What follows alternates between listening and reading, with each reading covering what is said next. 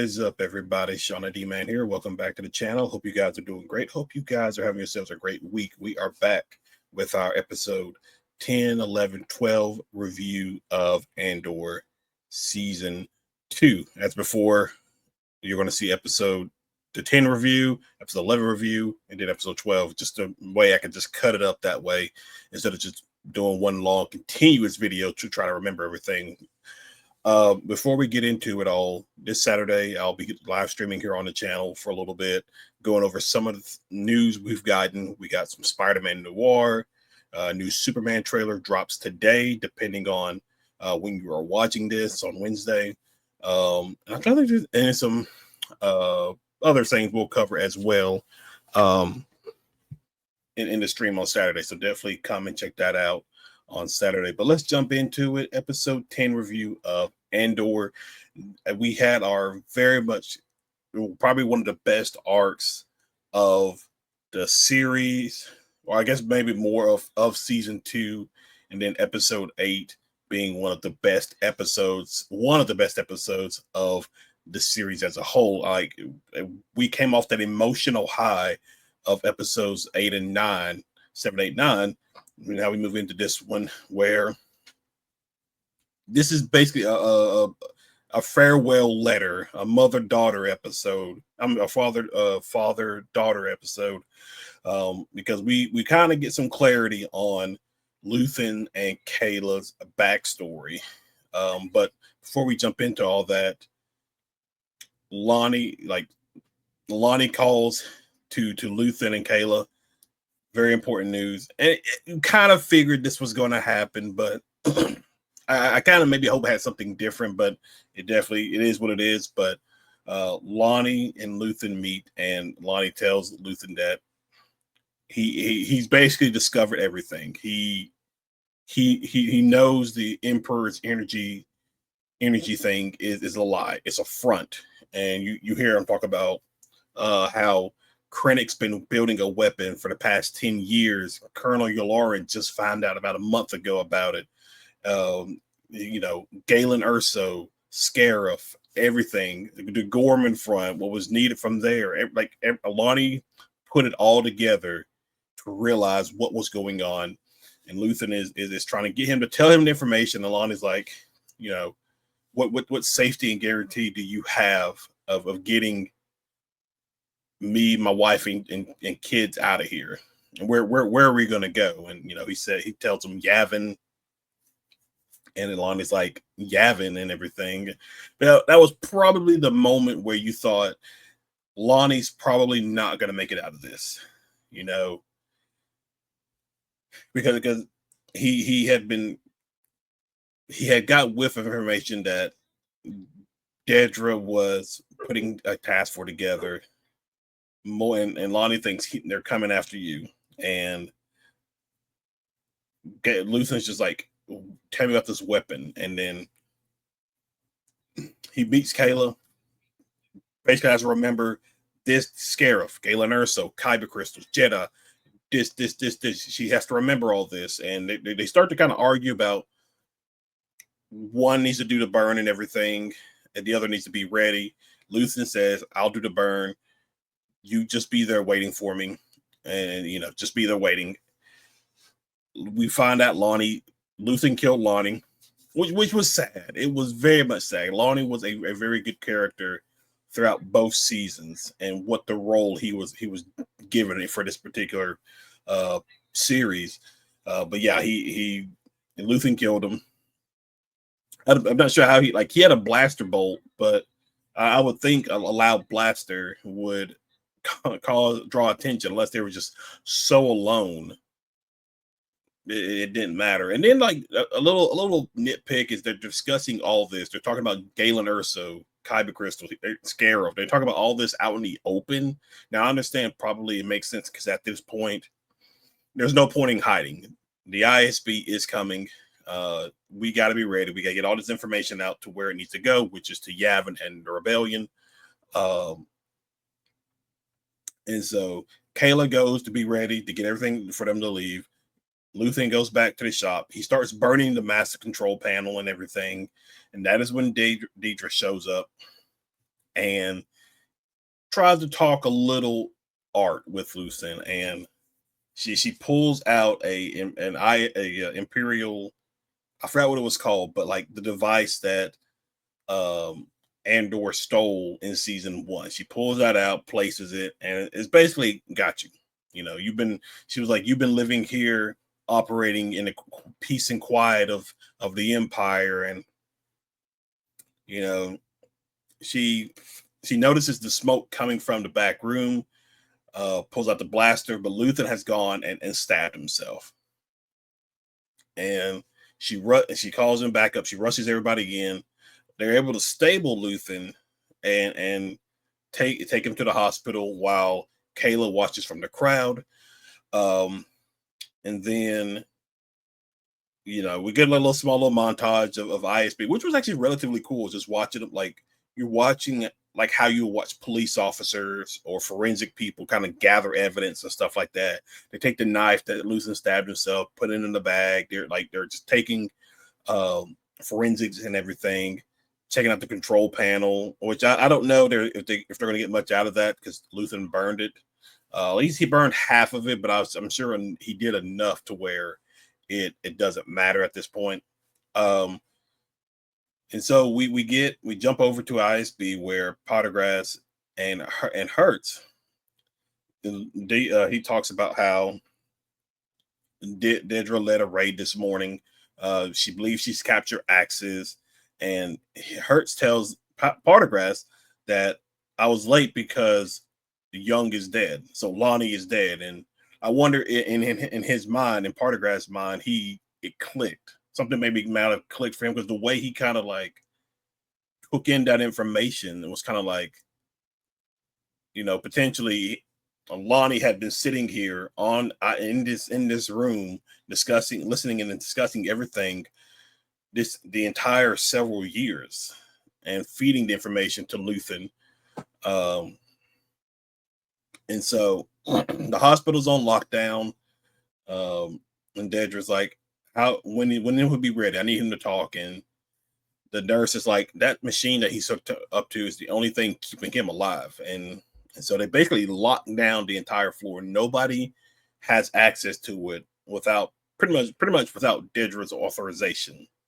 Then we start getting some flashbacks and everything. So I get, like, it's still unclear, but maybe Luthen was a part of the Empire early on, because we see him like in battle on a planet. We don't really see much of it, but we just see him kind of like the chaos and the noise is getting to him, and he's kind of like at a breaking point.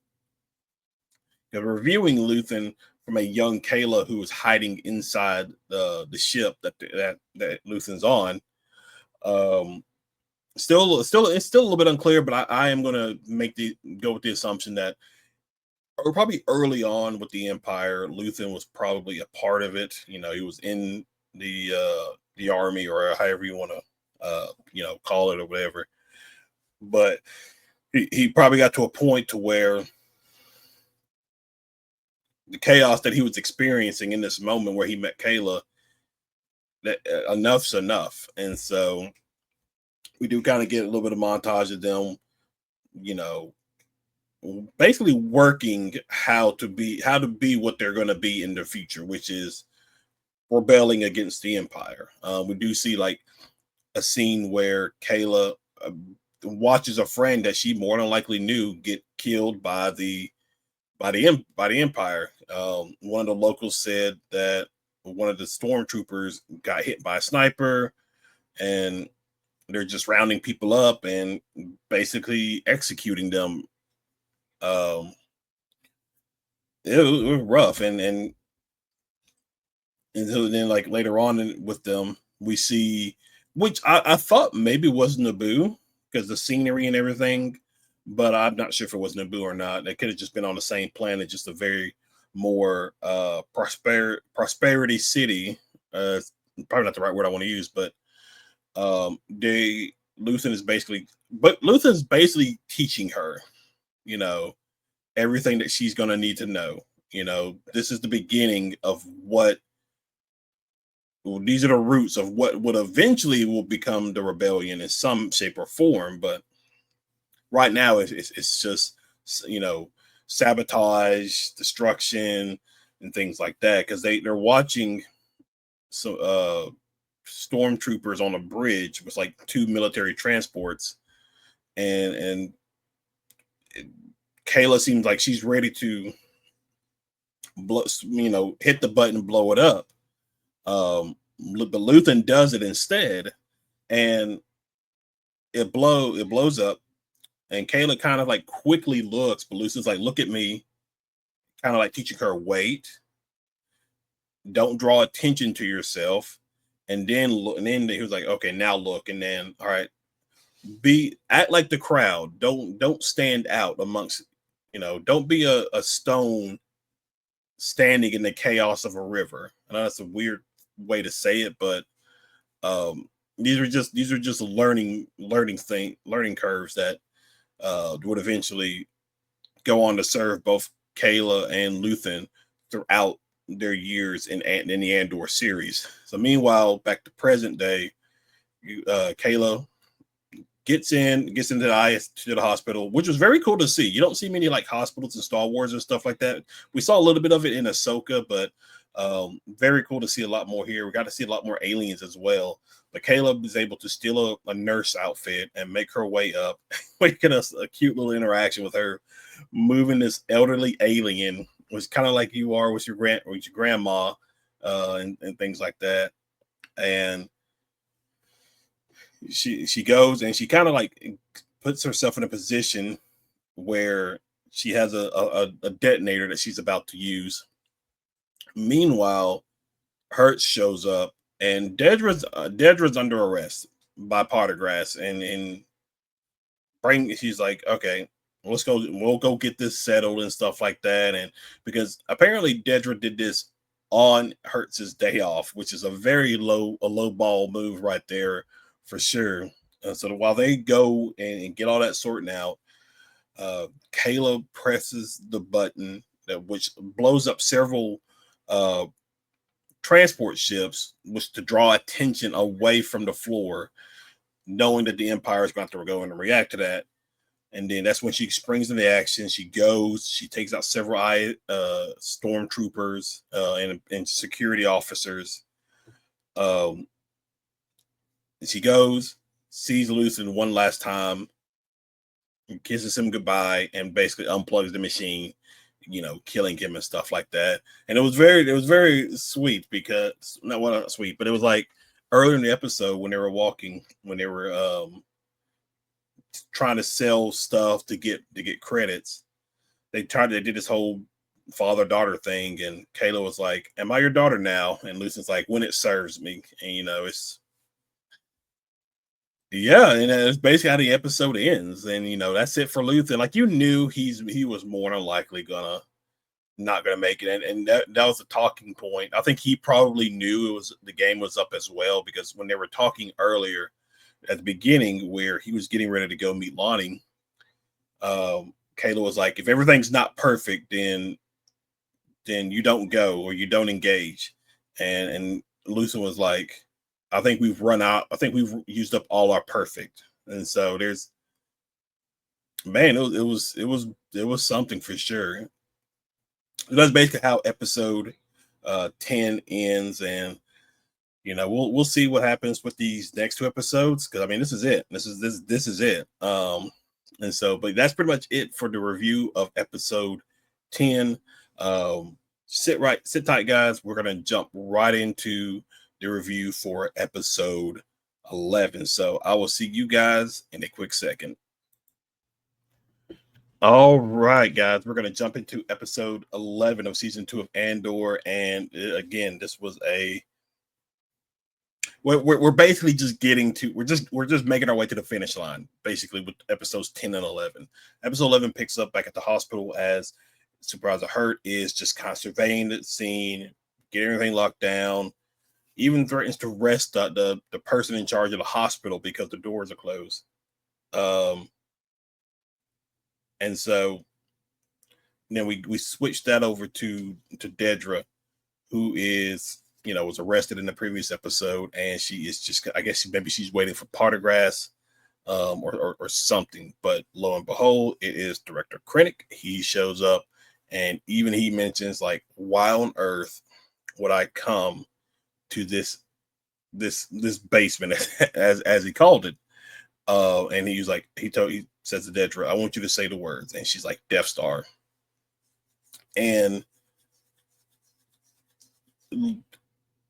Krennic believes Dedra is a rebel spy because episode 10, Lonnie tells Luthen that he had, which I think in episode 10, Lonnie said he had maybe 2 hours access, like a 2-hour access to Dedra's files and stuff like that.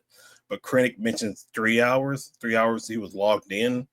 And he went through a lot of files, and it looks so bad for Dedra because she's basically been collecting all these files, all this information, all these like not fleet movements, but like just these different pieces. She's been collecting all of it, and it looks bad because she's had all that information where Lonnie was able to go in because he had her credentials and was able to view everything, know about the Death Star, that kind of thing.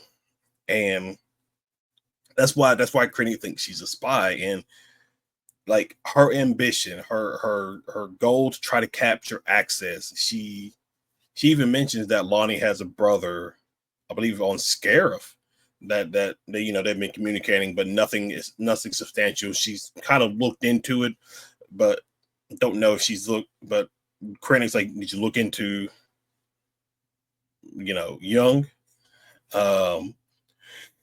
And she was just like, it's just a bad look for Dedra. It really, really is, because she talks about how she had to like scavenge it. If this information was brought to her, she wouldn't have to go and scavenge around for it. And like it's just oh man, I'm very interested to see what happens to her, because obviously we know she's more likely not going to survive. So I wonder what that's going to look like. But Krennic walks out and is met with hurt, and probably just to be like, Luthen's dead. Dedra does tell Krennic about Luthen's assistant. She is probably the one that you need to find, because if Lonnie told Luthen told her, and so you need to find her before she gets off Coruscant. And so Partagrass, Krennic, and Hurt get together, come up with a plan, because they're able to get her face off the security camera. I don't know if like because you could see like while they were reviewing the cameras and everything, she was purposely hiding her face until like they got just one good shot of her. I don't know if she like purposely looked at the camera or something like that. Maybe she had thought ahead to that. She's not going to make it out of this. She's made that decision that she's not going to make it out of this alive. So maybe she showed her face just for that reason, maybe. But they're going to spin a story saying she's an escaped patient. Thousands could be killed because she's carrying an infectious disease, and we need to try to get her back. More Imperial propaganda, and they got her plastered all over the entry points, every space dock, everything. She's all over the place. She goes back to the old hideout, busts down a wall, is able to retrieve a radio, and starts transmitting. Willman picks it up on Yavin, goes to Cassian, where we see him, Melshi, and K2 just playing, I guess, poker, or depending on what you want to call it. They're just having a fun old time. And oh god, I just love K2's personality so much. But Willman shows up, and he's like, Cassius, this is important. And they kind of wait around, and Cassian doesn't believe, like maybe it's just a faulty wire, it's a power surge, something like that. And then it starts transmitting. Kayla starts transmitting again. They obviously, Willman and Cassian know what it means. Probably more Cassian than Willman. Plan is him, Male Sheet K2, they're going to steal a U-Wing, go to Coruscant, and rescue what they, at the time, they believe is Luthen and Kayla. And so they're off Yavin to go and to Coruscant. Meanwhile, Hurt goes to Dedra, asking for advice, you know, how can we find them, that kind of thing. And Dedra's like, take a look at the old Axis files. You know, we know they had a radio because they mentioned the one on Ferrix. They also mentioned Krieger had one as well.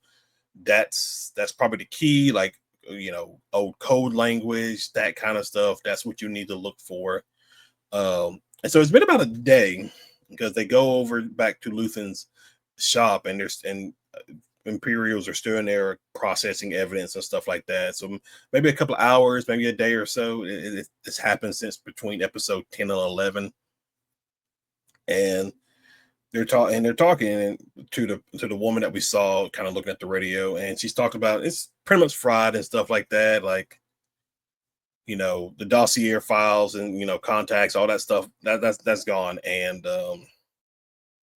but they're able to pick up the signal that Kayla is using to transmit to Wilman and to Cassian. So they pick that up, and they get ready to set a plan.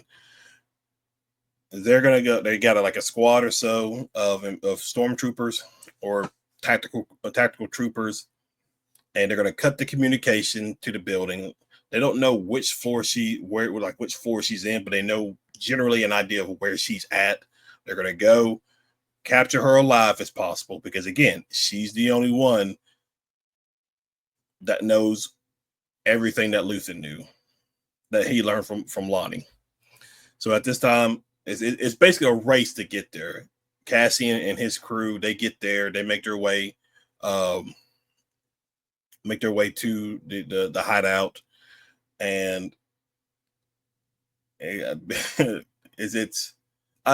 still love the interaction with K2, because like as they're leaving Yavin, and K2's like, you know how many orders we've disobeyed?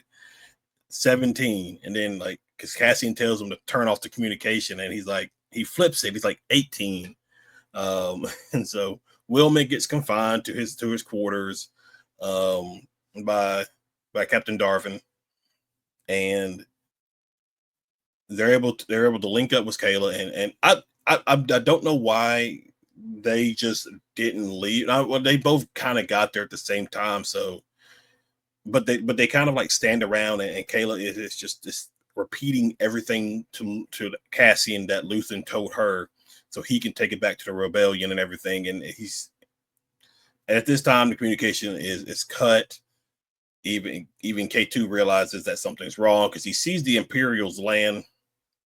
Partagrass is monitoring from his station at ISB, but it does get a little testy, because Cassian's like, come back to Yavin with us, you know, you'll be safe. And she was like, to Yavin, she knows what they thought of Luthen. Why would she go there and everything? And it's just it's very touchy. It's a very touchy scene, and you can see that Cassian is definitely trying to. I don't think she's going to go. Obviously, I do think she's probably going to. Again, I have not watched episode 12 yet, the final episode. If I had to assume, she's more likely going to die. Which is, you know, pretty obvious, because not everybody's going to make it out of this series alive leading up to Rogue One. But the tactical team is just sweeping through floor by floor for the most part, and you hear back with Partagrass, they're like, did we call for a droid reinforcement? And they're like, no. Somebody's like, what are you talking about? And K2 leaves the ship, and he was like, a stormtrooper that's on the bridge was like, are you with us? And K2's like, no. And he just slaps the guy off the bridge, and takes down two guys on the shuttle. And I don't know, I'm curious to see if he's going to make his way up to Cassian and them, or is he just going to have like a ship to have that ship on standby or something like that, or just make it easier for them to escape. So it's gonna be curious to see on how that plays out. Um, I'm trying to remember if there was anything else that happened particularly um, in this episode. There was a cool exchange that I like between Krennic and Pottergrass, because after Hurt leaves, uh, Krennic's like, I can't protect you. I think he said Leo was his name, and Pottergrass is like, you were supposed to have this up, or you were supposed to be ready to go days ago, and or not days ago, but you were supposed to be ready by now. It's a miracle we kept it quiet for so long. Because keep in mind, he knows about the Death Star. Partagrass knows about it. Probably Emperor kept him in the loop to make sure that the information regarding the Death Star was tight lipped. No, it was not getting out. But because he was like, part of that's like Death Star, what a phrase and everything. And because we get a Tarkin mention, we get a Palpatine mention, and so I'm curious. So there, so I'll have to wait till episode 12 to see, but something I would assume at this point that this actually may have been a while back then, because remember in opening Rogue One, you saw Krennic basically take Galen Erso. So I wonder when that happened.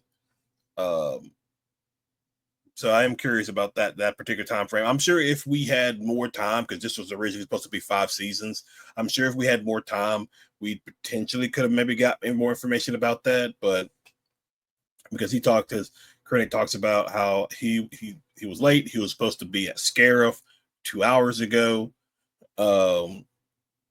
So it's and Pottergrass is like, good luck to us both, basically. And so uh but yeah, I'm trying to think if that's relatively it for this episode. It was very light in terms of like everything that happened.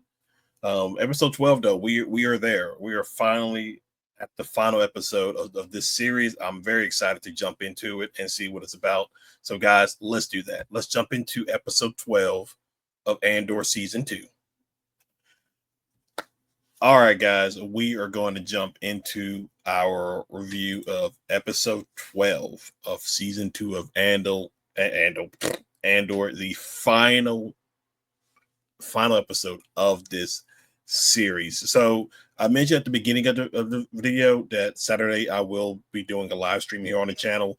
I'm going to do a lot more in depth on Andor, but strictly we're just going to talk about episode 12. So episode 12 picks up basically right where we left off, where the tactical team for the ISB is making their way up to the hideout where Cassian, Kayla, and Melshi are hiding.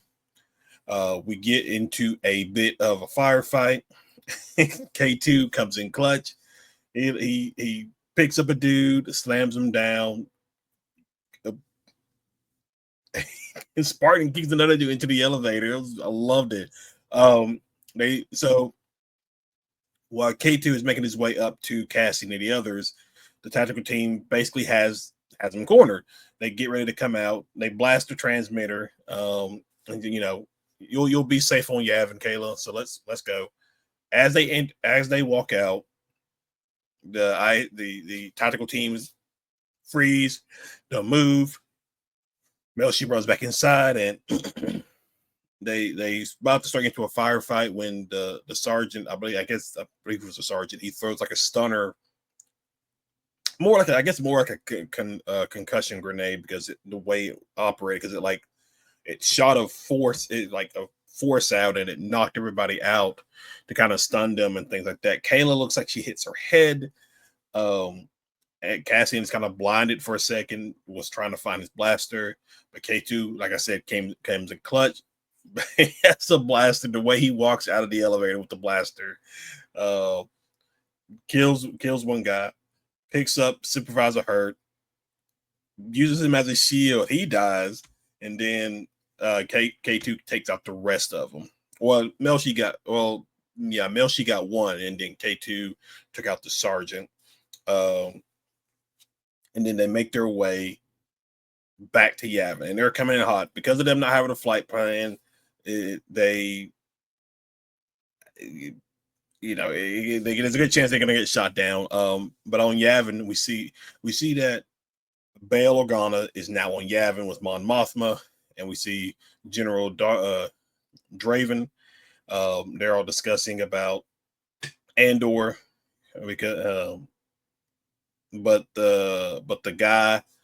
one of the rebel soldiers comes in and says, "There's a U-wing coming in hot."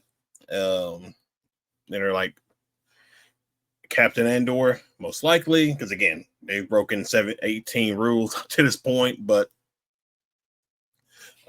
they come in hot and they're able to land. They get a party together. We get to see Admiral Raditz. I loved him in Rogue One, and I was so happy to see him here in this episode. And just see him boss around, get the business. We also see the same guy too, who kind of told Mon Mothma about the rebel incursion on Scarif, and so we do get to hear that, or we do get to see him again. So that's pretty awesome. We get to see pretty much everybody who is going to show up in Rogue One in this episode as well. But they make their way, they land. Cassian's like, I need to get her to the infirmary. She's injured. She needs help. General Draven's like, all right, get her to the infirmary. He tells K2 to power down the ship and then power himself down until further notice, while him and Cassian go meet the council. And we see pretty much everybody who was there during Rogue One. Admiral Raditz, Mon Mothma, Bail Organa. I don't remember the other two people's names. No. Isn't one of them the senator from Gorman, maybe? Let me see.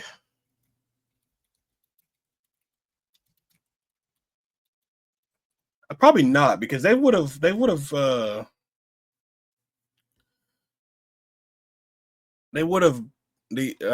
Empire would have made sure he didn't get out,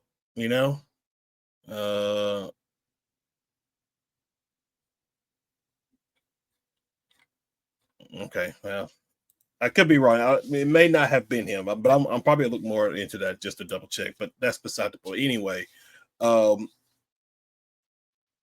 Andor goes basically meets the council, and he kind of relays what happened. Luthen's dead. Obviously, everybody, especially Mon Mothma, everybody looks shocked and everything. Kayla's the assistant, and they're having a hard time understanding, believing this, because again, Luthen was a thorn in their side from the very beginning. But even as Cassian pointed out, the rebellion would not be here if it wasn't for Luthen. He poured his blood, sweat, and tears into this. Everything that's here on Yavin, everybody that's here on Yavin is a byproduct of the work Luthen put into challenging the Empire and building this. And Cassian gets very testy about it. Because Bail Organa was like, when's the last time you had contact with him? Cassian was like, a year ago, after he sent me to rescue Senator Mon Mothma from the Senate. So it has been, obviously been about a year. And so it's very testy, very testy. Meanwhile, on Coruscant, Pottergrass, he's listening to Nemec's message from season 1, I believe is what it was. I'm not sure how he got a recording of it. That's beside the point. But he listened to a recording of it.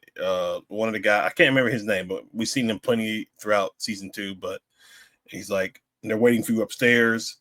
And Pottergrass is like, can I have a moment to to gather my thoughts. And he kind of, I think he kind of knows. I think he knew, and so he walked out, closes. We see Partagrass picks up a blaster and basically offs himself, and you see like the stormtroopers about to go in, and the guy, he just like he knew.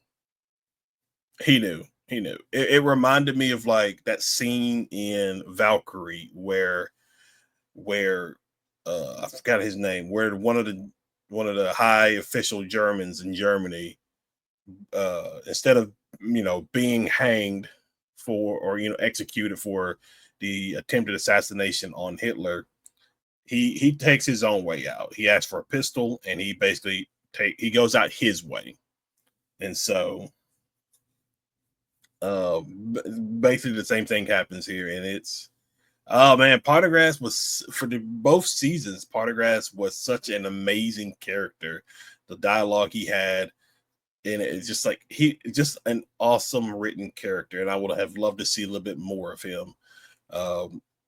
But as it should, or as it, heads are going to roll, because you let a crucial piece of information regarding the Emperor's ultimate weapon basically escape. And so, I mean, it is what it is. We see Cassian go see Kayla and just, comfort her, and you let her know that it's a lot to take in, but everything will be all right. And he kind of leaves her to rest. He goes back to his hut. Mon Mothma goes see Vel, and she breaks the news to her that Luthen is dead, which is obviously a shock. And she basically wants her to spy on Andor, or on Cassian, to see if he's, basically to convince herself that he's telling the truth. And so Vel basically does that. She goes, she talks with Cassian, and they just talk about everything. Luthen, everything he put them through, all the lies and everything, the twisting and everything. And then Kayla's just like, she kind of like gets up, and she's walking throughout the base and everything in the rain. And then they toast a drink to Luthen, basically. Val leaves, and she ends up running to Kayla, takes her back to her hut, and they talk for a little bit and everything. She tells her to get some rest. She's gonna go find her cousin, and we moved to the next morning, where Tivik on Kafrim. Let me back up, because I almost forgot. Before Andor comes back, Bail Organa, General Draven, and Mon Mothma are having a conversation with Saw, because Saw is on Jeddah right now, attacking Imperial transports and things like that. There's a Star Destroyer hovering all over it, and Saw is just like, basically calling out the lies and everything, that they're not spying on him. He, like, these infiltrators that they have sent to get into his inner circle have all basically failed to do so, and so there's that. But the next morning, so we kind of, basically towards the end of this episode, we kind of get like a montage of different things happening. So Andor has been given a mission to go to Kafrim to find Tivik, who I believe is who we see at the beginning of Rogue One, that Andor shoots, basically. That is going on. We see Krennic overlooking the Death Star as it's completing its construction. We see Deidre in a Imperial prison, and that one was rough. And you like that. Oh man, that one was really tough to watch, honestly. Like, I felt bad for her, even though the kind of character she was, and it sucked for her. It sucked. But and then we see Kayla. She kind of rested for the night, gets up, she sees Mel, like, Melshi leading some guys, well, some rebels through some exercising and stuff like that, which are going to be the guys that we see go to Scarif in Rogue One. Bail Organa goes and visits Andor, basically to greenlight the mission. I'm trying to think if there was anything else in particular before I get to the main ending point of it. I don't think so. I don't think there was like any.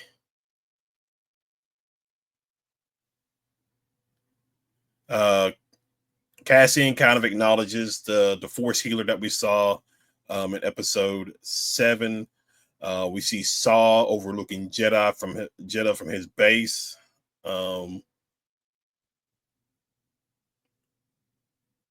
then lastly, we see we get the ending shot of Mina Rao, and we see B having fun with another droid. Bix walking through the wheat field carrying a child, more than likely and Cassian's child. And just her looking into the distance and looking at a bright future for her, knowing that she's not going to see Cassian again. You know, how she left things is the last memory she's going to have of him. Like, you know, and even Val's just like, you know, she's heard Bix is safe and she's living a good life, and Cassian's like, she wouldn't be safe with me and everything. Maybe when this is all over, maybe I'll reach out to her. But obviously, we know it's Rogue One. We know what happens, and so that's an interesting shot to leave on the series. It's Bix and the child looking out into the distance. But I'm glad B. I'm glad B had somebody, because I was like, we're not going to see B again, but I'm glad he was able to at least get Bix back. So that's good. But overall, that is pretty much it for the episode 10, 11, 12 arc review of Andor season 2. Like I said, this Saturday, I'll probably do a lot more in depth, give my overall thoughts about the series as a whole. But guys, other than that, make sure you hit that like and subscribe button. Make sure you comment below. Definitely go and check out the gaming channel as well. But other than that, thank you guys for hanging out. Thank you guys for watching. And I will see you in the next video. Y'all have a good one.